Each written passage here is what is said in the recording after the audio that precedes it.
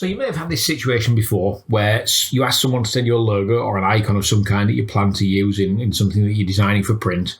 And the file they send you over is not good enough. So when I say it's not good enough, what I mean is they've maybe sent you a file that's got some kind of compression in it, or it's a low-res web file like a PNG or a GIF, or maybe a BMP file or something else that's equally unsuitable. In this case, this is a PNG file that's 7K in size, and it is just nowhere near good enough for print.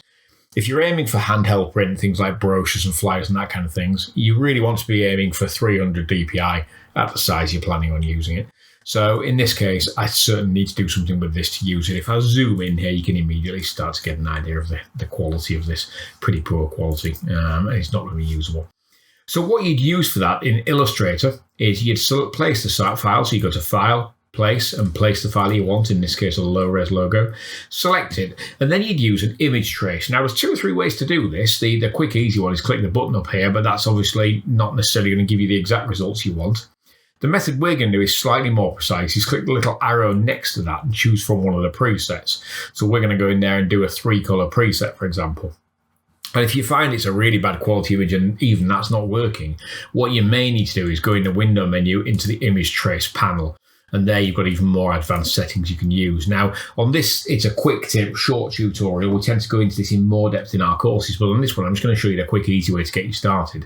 If you click the arrow here and go in there, on this one, what I want to do is a 3-color trace. And the reason I want to use 3 colors is you've got the obvious black in the text here, and you've got the orange here for the little swoosh. But what you also have is the white background as well, and that will be classed as a color. So I'm going to go into there and do it as a 3-color image trace. That will trace that in, and it'll basically draw paths where it sees all the relevant areas. I can then expand that to convert it over into proper vector paths. And what you'll find at the moment is it is all grouped together as a single item. So I'm going to right click on it and just ungroup it. And the white background that's there, I'm going to select and delete that white background. So with a little bit of luck, if we were to drag something out on here now, for example, a little block with let's pick a different color to orange. We'll go for a green color.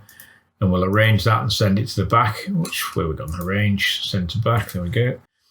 Now you can see there's a little bit of white still in there. So these middles on some of the letters, I might decide to select and just remove those so that we can use it anywhere properly. That's fine. So I've got rid of all the white. Let's get rid of this green background now. And what you'll notice when you zoom in here now is you should see these curves are really nice, smooth curves. And that's worked really well. Now, obviously, it's traced based on what you've given it. And it may be that the quality you've given it is really, really horrible. And you may need to do a little bit of reworking on this. That's actually not looking too bad there. But if I was to zoom in up here, for example, you can see there's a little bit of a blip on some of these. I may want to get in there with a white arrow, have a look at the anchor points. And it may be that you want to smooth a couple of those out, maybe even delete a couple of anchor points. You might decide some of these aren't necessary, or you want to move them around or adjust them a little bit. So you may have a little bit of manual work to do, but the beauty of this is it is now a proper vector and it can be scaled to any size. So that should make your life much, much easier when you come to using it and placing it somewhere.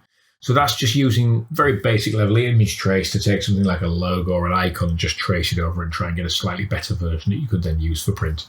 Hopefully that helps somebody a little bit.